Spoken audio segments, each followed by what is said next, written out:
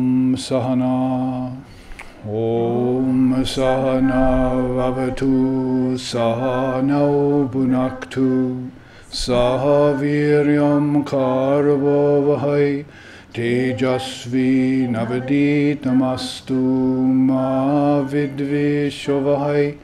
Om Shanti Shanti Shanti. May Brahman, the reality, protect us. May Brahman sustain us. May Brahman illumine our thinking process. May we not find fault with each other, with the world, or with the teachings, and may what we study be a source of inspiration to us eternally.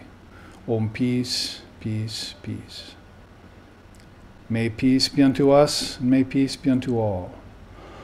Om Hari Om. And we resume the second half of our class in the Vedanta Darshana here at the Hawaii chapter of SRV Associations in the little town called Honoka'a. And outside, the rain has come during the break, saturating everything outside, and fog has moved in, and we are cozy here in our little ashram in the mountains of Hawaii, far out in the ocean, 3,000 miles away from any land, surrounded by Ganga Pacifica, as we call her, our own Mother Ganga, Hawaiian style. And we want to resume talking about particles, a very interesting subject that comes up not just in regard to physics and quantum physics, but also in terms of this intelligent particle that we want to contemplate. We could try and wrap our minds around that, but actually our minds are consisting of thousands and thousands of those little particles, all pregnant with wisdom of our own inception, of our own understanding. So we want to look deeper into the gyana matra, the particle of wisdom. Gives us an idea of the sacredness of our own self and the great extent to which we are divine, that mankind is divine, is God walking around on two legs, as Swami Vivekananda told us. It's just a matter of realizing that so that we don't make a mockery or a sham out of this great philosophy called Advaita Vedanta. And as our mind expands in its capacity to know Brahman, as the Shanti, Shanti, Shanti, as one of the peace chants says, then we will more and more over time realize this great self within us. It is Sri Ramchandra in the Adhyatma Ramayana says that realization dawns on the mind by stages. So if you're getting flashes, that's a stage. It doesn't mean that you can run out and proclaim yourself to be a knower of the Atman or a knower of Brahman yet. There are certain signs to knowers of Brahman that we've come to understand through the descriptions of the enlightened souls. And those are evident on the personage and in the lives of great beings like Sri Ramakrishna Paramahamsa and Ramana Maharshi, and beings, yes, as contemporary as that, but also of very ancient times too. So I would probably say that when you're seeing a teaching like the Gyana Matra, it is a Neo-Vedanta expression. That is something I've put together from my own understanding after listening to great teachings from Swami Sheshananda Maharaj, who was Holy Mother's devotee and my guru, my initiatory or mantri guru, and Swami Nityaswarupananda, also Holy Mother's disciple, and other great swamis and teachers I met, including Lex Hickson, the founder of our association, who was a disciple of Swami Nikhilananda in New York, that having pondered over 40 years on the Vedantic truths, then I've brought forth certain aspects of it that I think are most applicable to our culture in the West at this time, although I'm finding it also to be very helpful to the Hindus, some of them who are hopefully listening live streaming right now, some of my students in India, because they have become somewhat alienated from these teachings of the Upanishads and need to reconnect with them, as Vivekananda observed when he was in the body in the 1800s. So, and early 1900s when he passed away. So this gyana matra is a very profound teaching. It's a precious treasure to all the lovers of the Dharma. And if you look at it here in front of you, let's take the quote first, because it gives you an idea from the ancient Vedantic perspective, a little bit about what they're saying. This quote is from the Katha Rudra Upanishad. Katha Rudra.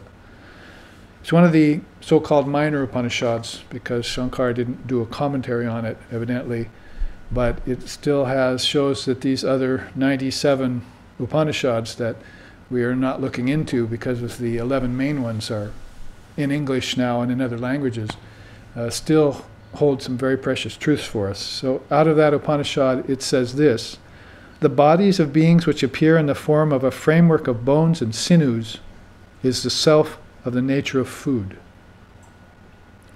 Further within is the self of prana, split into 5. Deeper still is the self of the nature of mind, different from these first two. Even deeper than it is the self of the nature of intelligence. At the deepest of all distinct levels is the self of the nature of bliss. Food is pervaded by vital energy. Vital energy is pervaded by mind. Mind is pervaded by intelligence, and that ever-happy intelligence is pervaded by bliss. The self of bliss is pervaded by Brahman, the witness, the innermost of all. Brahman is not pervaded by anything else, neither by action, nor by begetting children, nor by anything else. Only by knowing Brahman does one attain Brahman. Now, some of you who are Vedantic students maybe realized that what is being talked about here are the 5 sheaths. That is, the bodies of beings which appear in the form of bones and sinews is the self of the nature of food. That's called the Annamaya Kosha. You see, that's Annamaya Kosha here, sheath of the body. Further within is the self of prana split into 5, so that's the Pranamaya Kosha, the next sheath inward. Deeper still is the self of the nature of mind, the Manomaya Kosha. Even deeper is the self of the nature of intelligence, Vijnana Maya Kosha. At the deepest of all distinct levels, that is, before homogeneity takes place, oneness, is the self of the nature of bliss, Ananda Maya Kosha. That was what we would call affectionately the ego, or the sense of separate self. So those 5 sheaths are like wrappings over the gift itself as being the Atman. So this is a very old and ancient, it's called the Adara system of Vedanta, of describing to people that they have 5 levels. Basically, in another system, it was called and referred to or correlated with the Bhutakasha, the Pranakasha, the Chittakasha, and the Gyanakasha, and so forth. So these can be looked at either as coverings over the individual self. They're also of a collective nature. They're also of a cosmic nature. They have 3 levels in that way. But basically, if you bring it back down to the individual, you have these coverings that are veils, or upadis they're called, or sheaths, over this eternal self. And as you see from the second part of the quote here from the Katha Upanishad, food is pervaded by vital energy, and then Manomaya Kosha, the sheath of mind, pervades that. The intelligence pervades the mind, the prana, and the Annamaya Kosha. And the Anandamaya Kosha, that sense of self for itself, pervades all 4 of those. And Brahman pervades them all, and nothing is pervaded by Brahman. Brahman is the ultimate. going through that teaching really quickly, and I think basically if it is said here that evolution takes place going through those sheaths, that is starting from the sense of individual self, the inception of who I am as an individual being. Sometimes they call that a primal error, that you separated yourself out from Brahman. You might say sort of like a hailstone becoming separate from the ocean. A drop of water separating itself from the ocean, freezing, and then eventually will have to fall back into that ocean to dissolve itself. So that first inception of a sense of separate self is that Anandamaya Kosha. Evolution is taking place, as it were, not just physically speaking, but spiritually speaking, or metaphysically speaking, as you develop a mind, an intellect, a mind, find your energy, develop a body, and then the universe and all living beings seemingly evolve from that most subtlemost sheath into the growth sheath called the body. That's where we find ourselves today, in the body. Apparently so. Now, if that's true then, and science wouldn't explain it this way, we have to go to involution, the idea of involution. The opposite should happen. That is, if you take Lord Copula's word, Sankhya very much, as we say, if you take Lord Copula's word, then he avers that basically there's a chain of cause and effect that happens from the inmost to the outmost, and then there's a reverse cause of effect that happens when everything gets drawn back in the time of dissolution. Remember, that's happening not only to the individual when he is born, grows, ages, and passes from the body, and his mind is developing different levels of consciousness at the same time. It's also happening to the collective body of humanity as they're born in different races, live, and pass from the body into an indeterminate state. It's also happening on the mind of God, the cosmic level, Vyapti and Samasti. Vyasti and Samasti it's called. And so as this is happening, there's this, it's just like a breath, right? And one big breath of Lord Brahma, a held breath, and then one expelled breath is this huge expanse of time, and where all these beings are living this life of evolution and involution.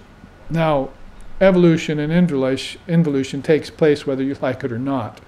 It's just a matter of if you become aware of it. If you become aware of what's happening to you when you get born, when you live, and when you pass, and particularly what happens after you pass from the body and before you take the next birth. That's very great important. So in birth, life, and death, and afterlife, the two most important parts of those are life and afterlife. Birth and death are nothing, although some lessons can be learned at the time of death, oftentimes harsh ones. But when you're living, if you can do a sadhana that makes you aware of change that you're going through, and has you accepting the change you're going through from the standpoint of non-duality, birthless, deathless state. And then after you exit the body, if you're aware of yourself as a non-entity, that is, as a non-physical entity, and now you're floating in the cosmic mother's womb, as they say, and you're having these experiences out of the body, and you're making remarkable observations about light filled with particles, for instance, and realms and deities, gods and goddesses, all beckoning to you and all having you visit their realm, then those are very profound experiences which are of an esoteric nature, let's just say that. They're not normal experiences. So to have those experiences while you're living, and that is, after you've developed, after birth, and before you pass in what they call death, and actually after you pass from the body, retaining your awareness like the great masters do, so that they can come back by choice into the body of their choosing. Those are very profound experiences. So the Adhara system of Vedanta is not just, oh, here's 5 sheaths covering the Atma and that's it. It has very profound ramifications to contemplate and meditate upon. So I wanted to give you this as an introduction to this right now, because that's the quote that accompanies this chart. There are those 5 sheaths. Each subtler one interpenetrates the grosser one in involution style, in evolution style, and then in involution style it returns here as it says, discrimination about the sheaths from gross to subtle enables the soul to perceive its true nature. Those are precious words.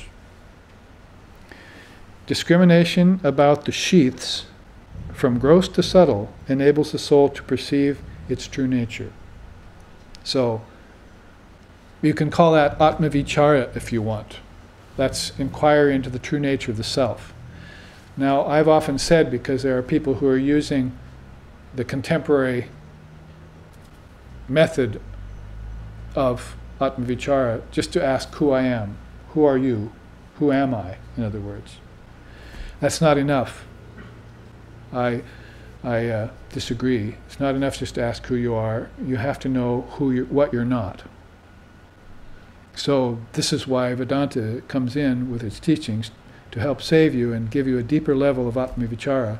You're going to have to study the body and its constituents. You're going to have to find out about the prana, that it has 5 forms. It's one prana in 5 forms, and how it conducts itself, not only in your physical body, but inside your dreams, in your deep sleep state, and in your studies, how it conducts your thoughts in your studies, where it takes you, and master it so that it can take you places that are deep.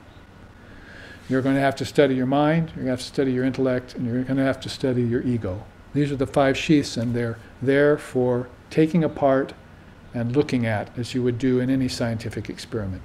You take the thing apart, you look at it, you put it back together, you see how it functions.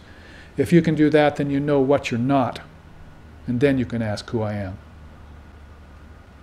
or who am I. So that's going to be a very profound level of Atma vichara that very few aspirants undertake or reach an understanding of. So this is why involution and evolution take on a new import for the aspiring soul. And involution and evolution can take place right here in this seated meditation in a few minutes' time. That is, an hour of meditation, you can accomplish a dissolution of the mind stream back to its source, if you get so adept at that.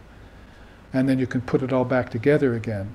So involution and evolution all of a sudden leaves the realm of history, departs from the line of linear line of time, and all of a sudden reveals itself as an eternal moment, a priceless eternal moment in which you exist, nobody but you exists, sarvosmi, I am all. And everything is within me. So then you know who I am, or who am I. Who do you say that I am?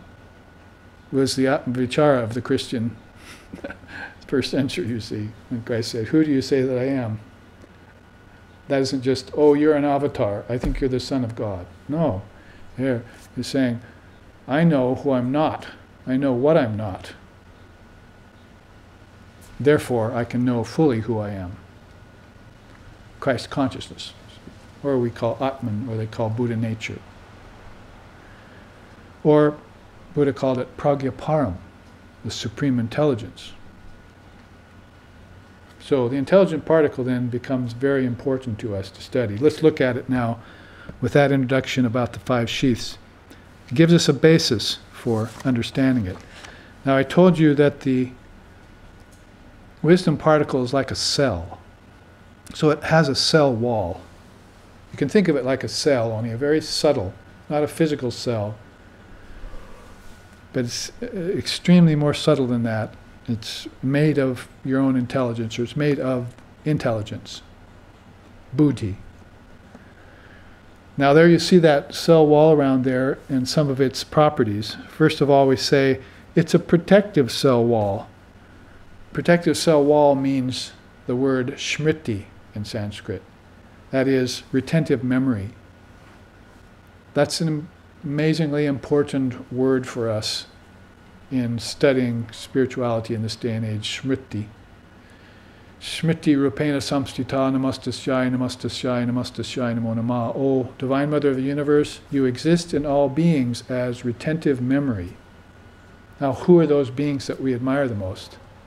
Those beings who have the greatest wisdom, who have recall, instant recall of great wisdom. It's flowing right off of their tongue. Like Sri Ramakrishna used to say, Mother Saraswati sits on my throat and pushes out wisdom. Infinite wisdom. I don't do anything. She just sits there and pushes it out.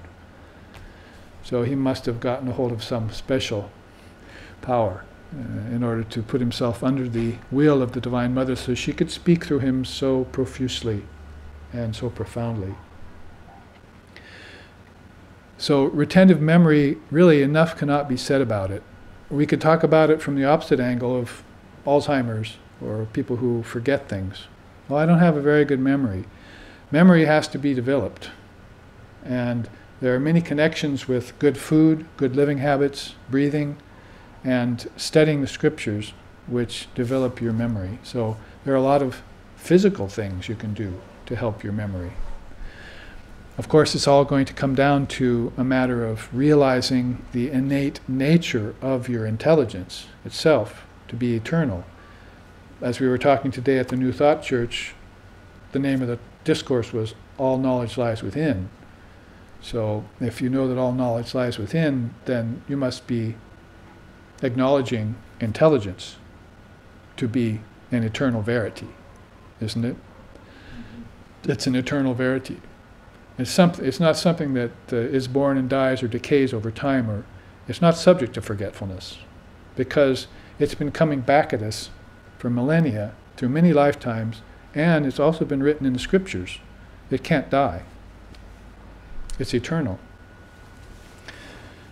So with this new, fresh idea, or better yet, insight, or even better yet, realization of the eternal nature of intelligence, Chit-shakti, mother intelligence, as Father of Yoga would say, or other expressions are used for her, Mahamaya, Mahashakti, Vak Devi, goddess of the word. There are many, many ways of saying. We have to acknowledge the role of retentive memory in it all. So this cell here is a healthy one. Now if we were to go to a rather unhealthy cell in a certain soul that's forgetful, we'd see that this protective cell wall was beginning to degenerate. And that's called forgetfulness. And that's the work of Maya, or ignorance, avidya. And the soul begins to forget. Why does it begin to forget? Because it is not studying the scriptures.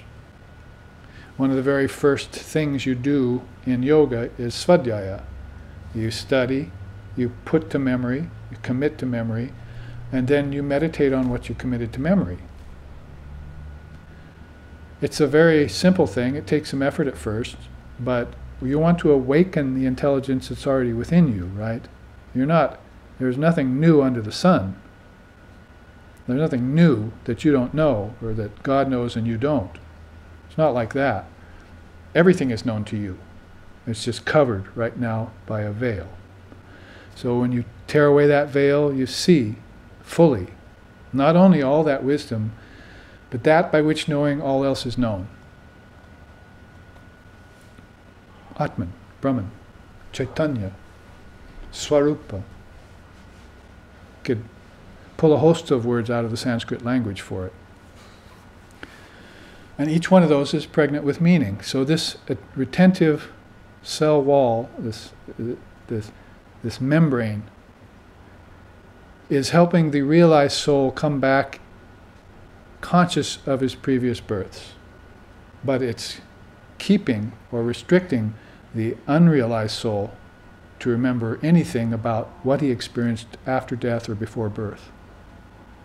And probably during his life he's not having very much of a good memory either.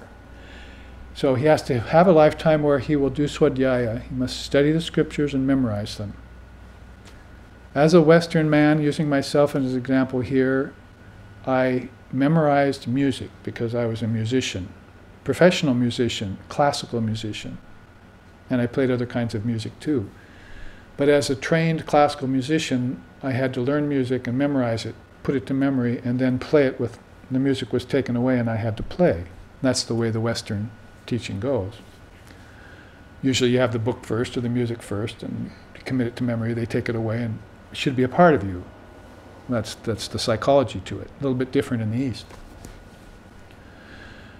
But in the West, we don't have illumined parents sitting there every morning reading the scriptures to us, telling us what they mean and having us repeat it until it does become a part of our being. I mean, it's already a part of our being, we're just uncovering it. So, failing that, then we have to engage in some sort of svadhyaya, some sort of study of scripture, and memorize it. And once you memorize it, then manana, roll it over and over in your mind. What's the inner meaning of it? I know the outer meaning. I know the meaning in the book. I know the alphabet. I know the letters. There's the sentence. See, there's the page, there's the book, there's the tome, there's the library. Endless. But it's all coming out of my own intelligence. Do I know that? And then once I know that I can trace it all back to my own intelligence, how prolific can I be? See?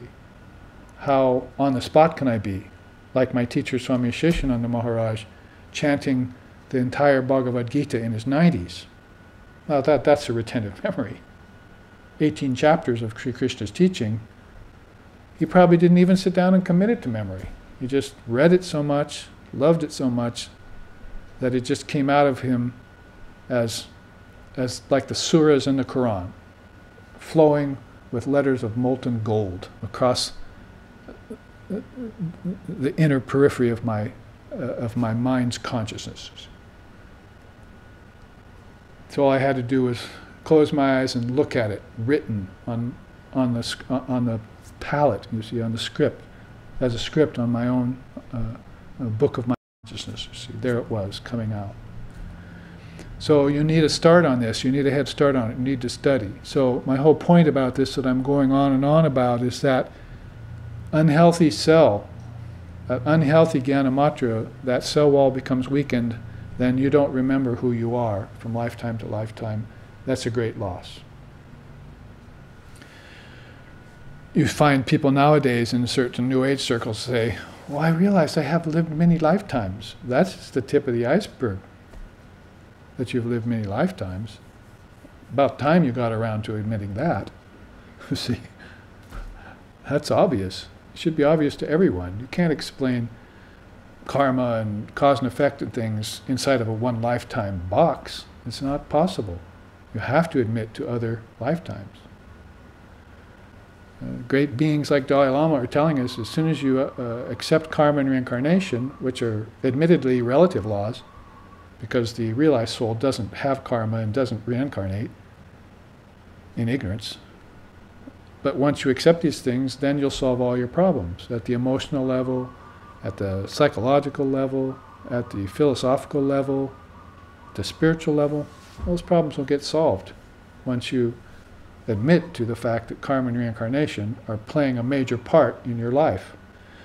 And in order to know that they play a major part in your life, you're going to have to connect them to your previous lifetimes, because all the things you're experiencing now did not happen just because of this one lifetime. There are too many inexplicable things happening to you that came from past lifetimes. Again, deja vu, just the tip of the iceberg. Krishna says to Arjuna in the Gita, I learned all this wisdom from Vishvasvat. And Arjuna says, what do you mean? He lived centuries ago. How did you learn it from him? And Krishna says, oh, Arjuna, I've had many, many lifetimes. And so have you. But I know all mine. You don't know yours yet. So the cell wall of that particular being has become eroded as far as retentive memory goes, cannot remember, cannot recall all the experiences, can only experience the effect of the cause.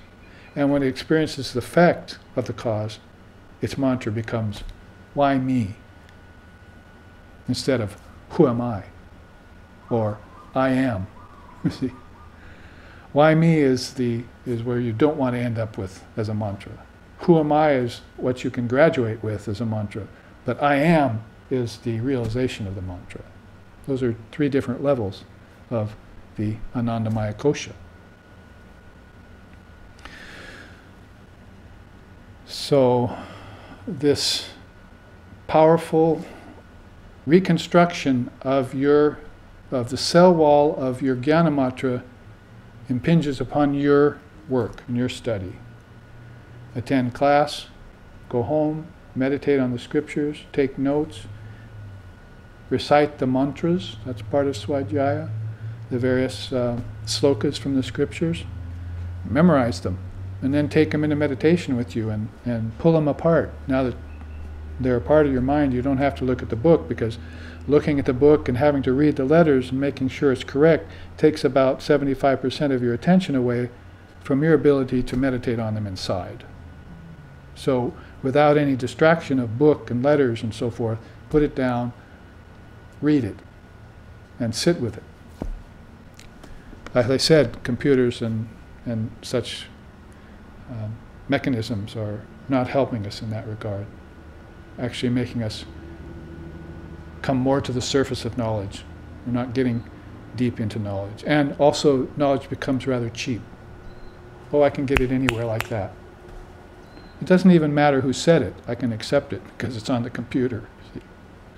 So not only does the discrimination weaken, then the ability to meditate deeply on the power and meaning of the word, because inside the word is the particle, and inside the particle are all these things, is taken away from me. I'm robbed, blind. And you go through this life blind, spiritually blind. Now, that's just one of the important things about this cell wall. Here's another. And it's called the pervading quality of the intelligent cell. Vyapakatma. It's the pervading quality. And you notice how the pervading quality is both in and out. The intelligent cell pervades everything, inward and outward. What does that mean? That means that if I get a hold of my intelligent cell and I know that it pervades everything and I take it inward, I'm going toward the word Om. That inward penetrating power of the intelligent cell, when I get a hold of it in my own consciousness, takes me to the Word. In the beginning was the Word was with God, the Word was God. It begins to take me back to that level of realization.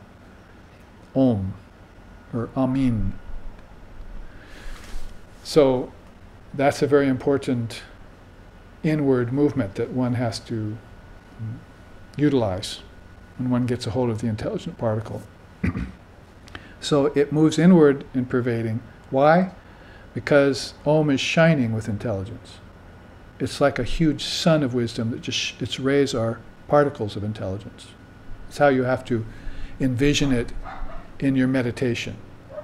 If I see the word, it's just this huge sun of pure truth, and it's emanating rays of wisdom.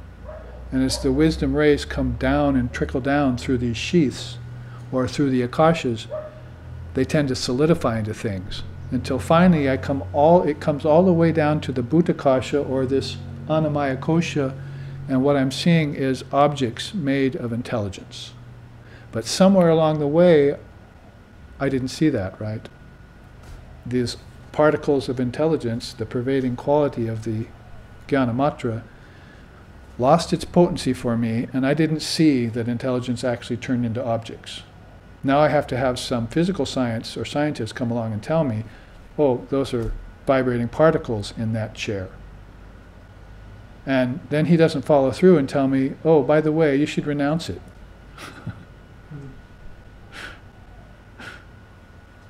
Why? Because it's empty.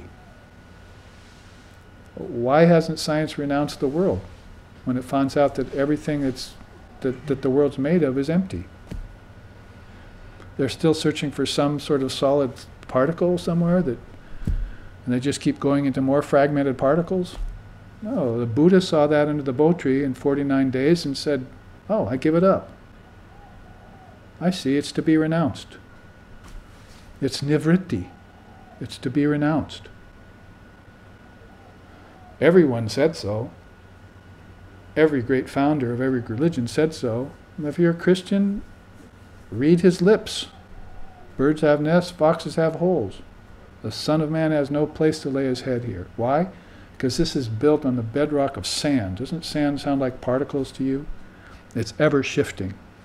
But if you build on the bedrock of intelligence, then when you look out at the world and you see the chair or the tree, you'll see it made of your own intelligence.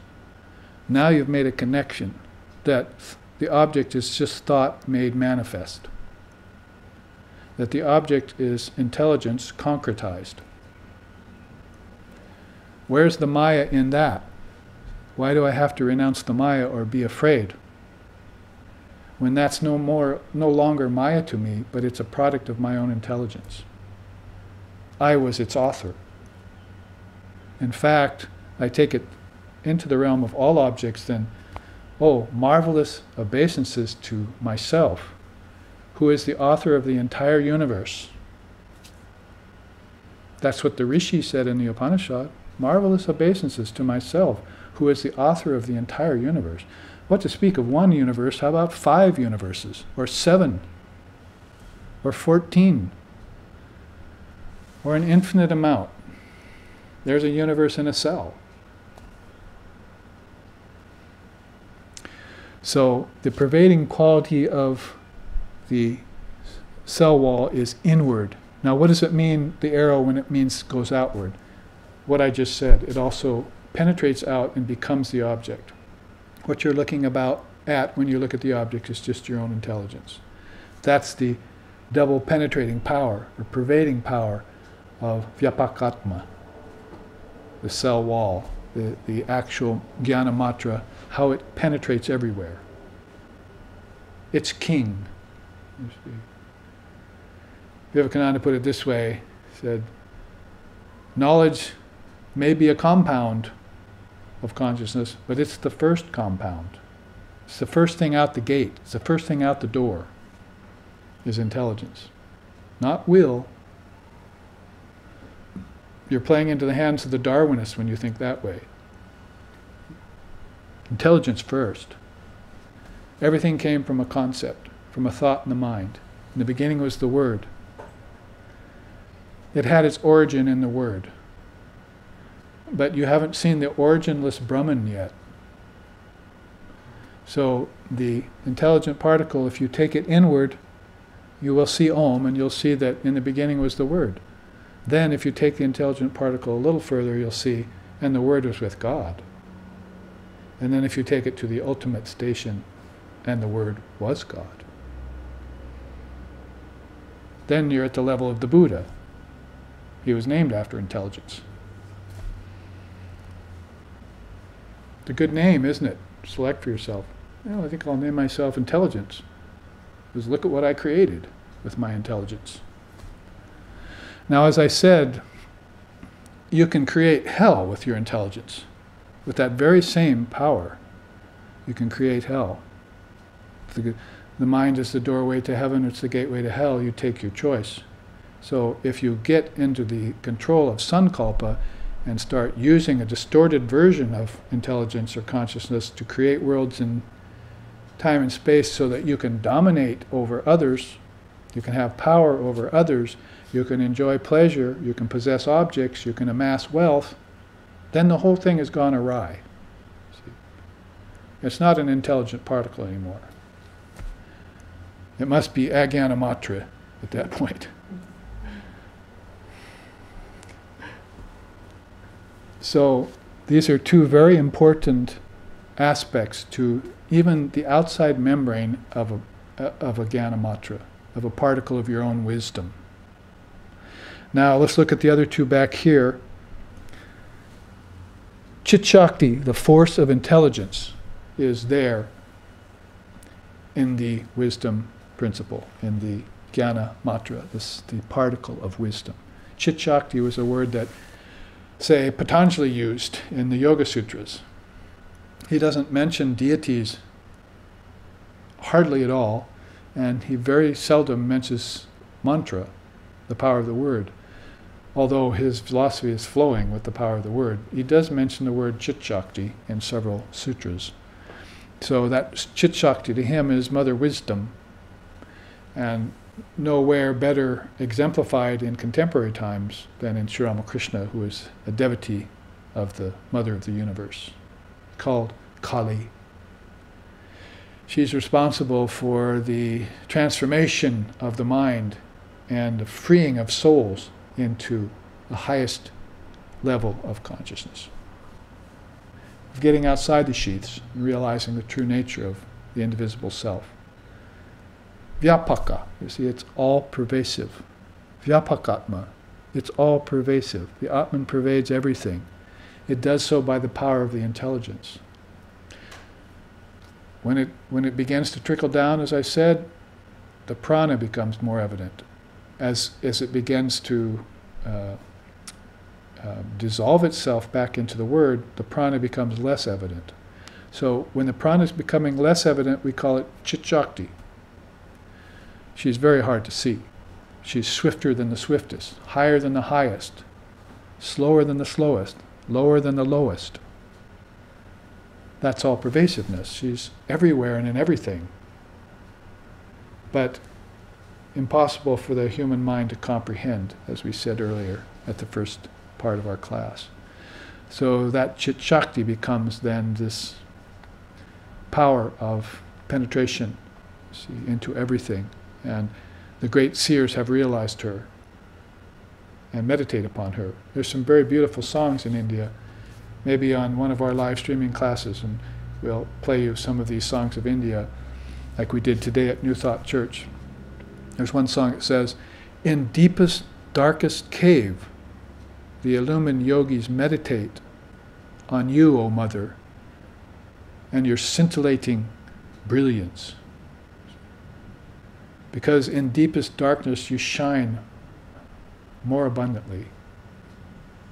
So they go into a cave, sensory deprivation, everything's shut down, no sound, no hearing, no speech, no feeling, nothing. Go inside in the most private of all communions, the most silent of all states, and see that brilliance of Chit-shakti shining in this luminous darkness. It's like in here in Hawaii, if we've done this, if you go into the lava caves that run under the earth, that have been formed by old lava flows, then you get total sensory deprivation. No light gets through, no sound gets through, and you just extinguish your flashlight or your candle or whatever you have and sit there, and then you begin to see light in the darkness. Shapes start to form. You're just looking into pitch black. And if you're not pretty well grounded, you probably go insane. You start seeing things in the darkness, you see. And then sound, too. You see, all the other sounds have gone away, but that hum of Om, that primal foundation, that unstruck sound is beginning to become more and more audible to you, to your consciousness. It's humming with the power of millions of gyana matras. That's why. It's sentient with a capital S. It's alive. It's the only thing that is living. Everything else is as if dead. Objects, buildings, bodies. That's the real life. That's the eternal life that Christ spoke about. So, very important to meditate on the Chit-shakti, because she's the deity of the gyana matra. Propitiate her for release from all ignorance, from all darkness.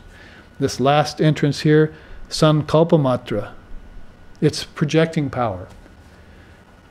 Worlds of name and form and time and space are based upon these particles and the usage of these particles. So as I said earlier, make sure you use them wisely and in such a way that will benefit all beings, not in a way that you lord over other beings or dominate other beings or cause other beings suffering because they're also building karmic webs that are very difficult to break over time. You might say that an incrustation happens after the deterioration of this cell. It begins to erode and fall apart, and the incrustations form. Koshas: ignorance, egotism, attachment, aversion, fear of death. Those are the 5 kleshas in yoga.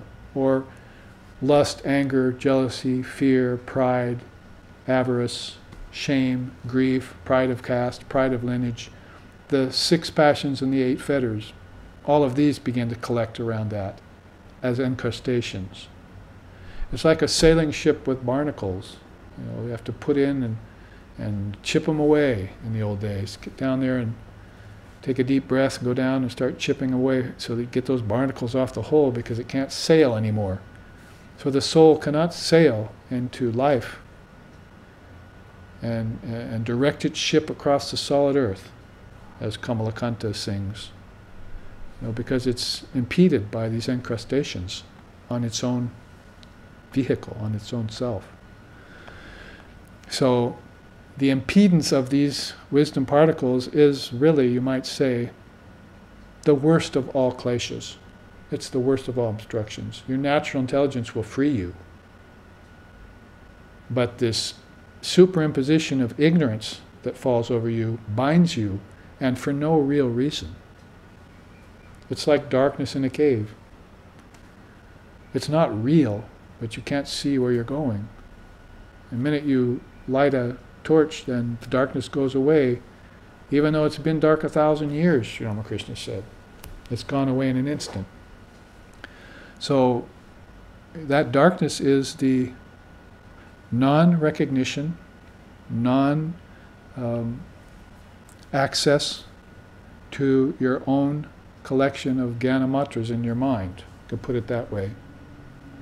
Once you acknowledge it and accept it and begin to mine, as it were, begin to dig in through those layers and uncover that precious dharma, that precious wisdom that's within you, then you have all you need for realization in this very life. Nothing can impede you then. It's just a matter of time before all incrustations are chipped away, all darkness is destroyed, all delusion is gone, gone, utterly gone. Because who can cover the truth? It would be like trying to keep a blazing fire tied in a cotton cloth. It doesn't work very well. Don't try that at home, kids.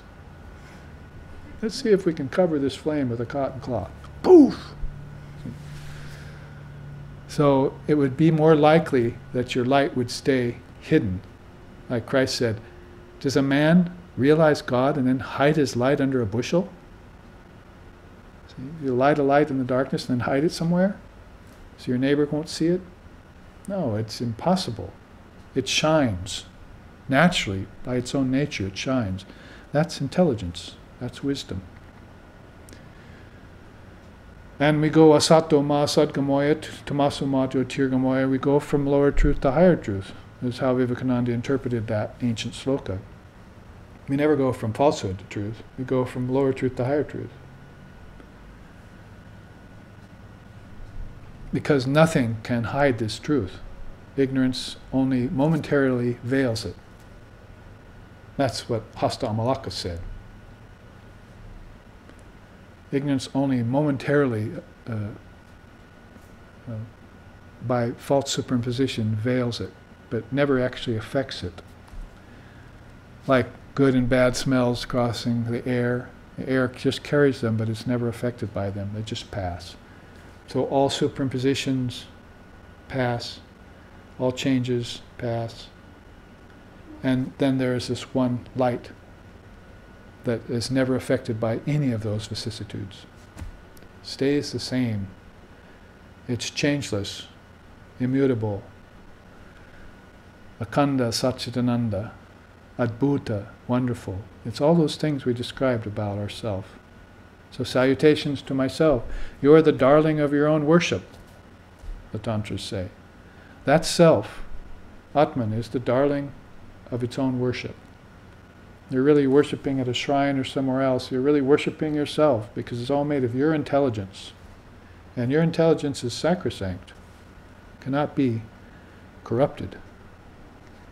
It only appears to be corrupted. So beware of appearances, or be aware of appearances, be another way of putting it.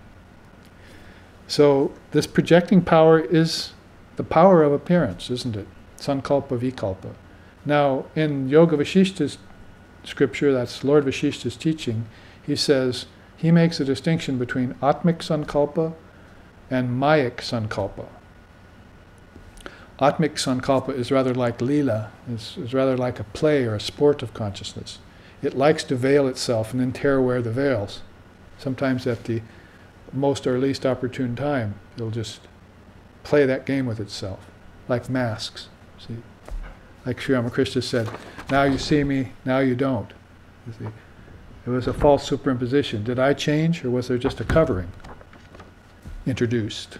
See, so in that way, all of the projecting power covers that non-dual reality called Atman or Brahman, but it doesn't change it in the least.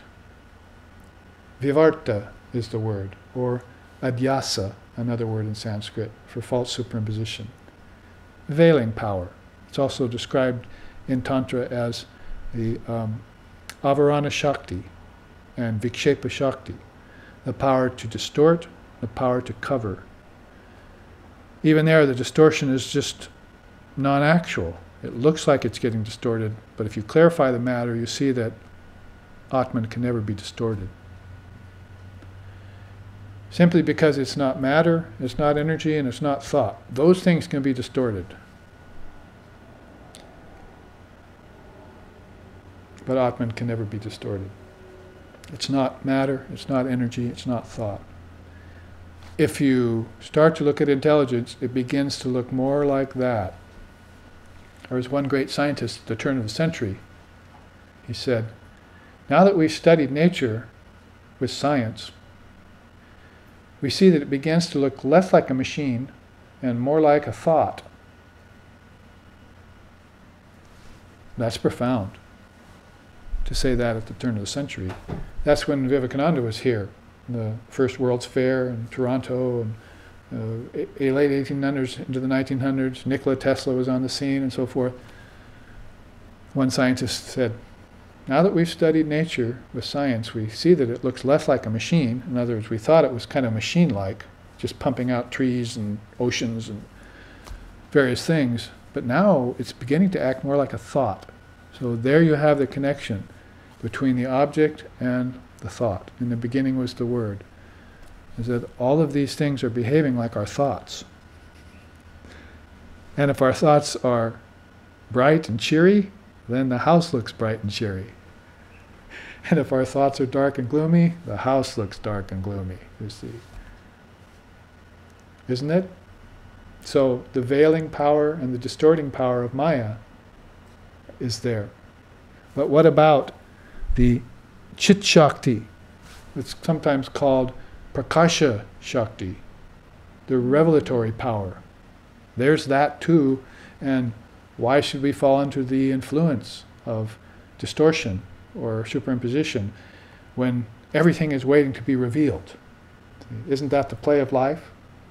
So the Sankalpa play, you see, if it is really a false superimposition, it's there so that I can tear off the covering and I can revel in the unveiling of that particular aspect of life. So everything then becomes to me a game of tearing off masks, see, and seeing it as it really is. I should probably start doing that with myself and then follow with my wife and children. And I can start looking at these other things that are so veiled, you see. Start seeing the true nature of everything. And if you get down to the object, and you see the true nature of it, and you want to call it empty, more power to you, shunyata. But you might also arrive at a realization where you say, well, actually the object is full, purnyata. It's a manifestation of my own intelligence, so there it is. It's real in and of itself. There was a great story about one of our direct disciples of Sri Ramakrishna, and he was in an explosion, and on the way to the hospital before he passed away, he supposedly came out of this state of unconsciousness, found himself in an ambulance, and he looked at the person, one of his devotees who was sitting there, and said, Brahman is real, and the world is also real. Now, the typical teaching of Vedanta is Brahman Satya Jagat Mithya. The God is real and the world is unreal. So that's given at a level of realization of gyana matra, which isn't quite ready yet, doesn't know itself. And so in that way you would hear, you better back off from the world here because you're misapprehending it. You're not seeing as it truly is. So you're in danger. But once I have this special knowledge given to me by the Guru, the scriptures, and my own direct experience, that's called the three great sources, Guru Anusashana, Vidya Shastra, and Aparokshanubhuti. Once I have that gifted to me by the great souls and by my own self-effort, then I can look at the object and say, I see that's real too. The world is real, God is real, and this was evidently the level of consciousness in which the Swami was living in before the time of his passing.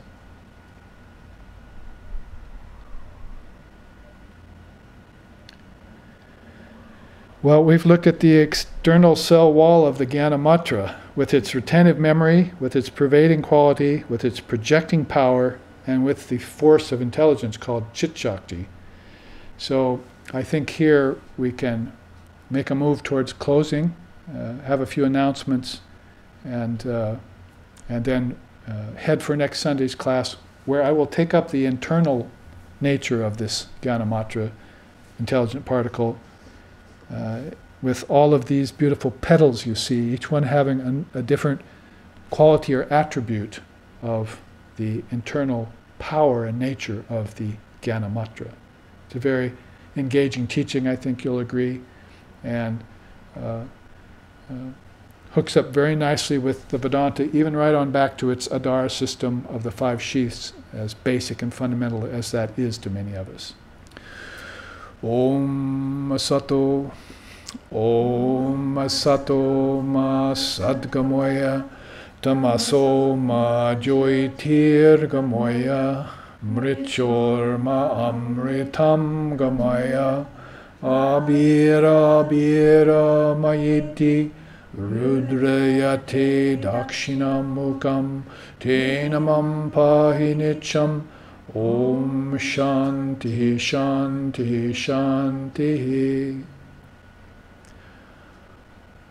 Lead us from darkness to light, from lower truth to higher truth, from the unreal to the real, from the illusion of death to eternal life. Reach us through and through, O Lord and Mother, with thy sweet and benign presence. Om peace, peace, peace. May peace be unto us, may peace be unto all. Om Hari Om.